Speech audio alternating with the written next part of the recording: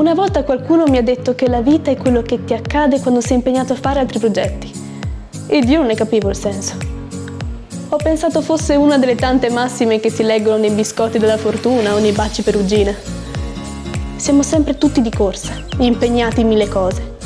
E ora che ci penso devo dire che sono cambiata tanto. Maturata, se si può dire, di una ragazza che ha appena compiuto 18 anni.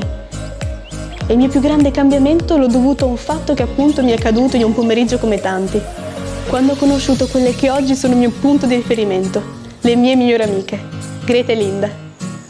Il tutto è nato da un avvenimento strano, a cui non sono mai riuscita a dare una spiegazione.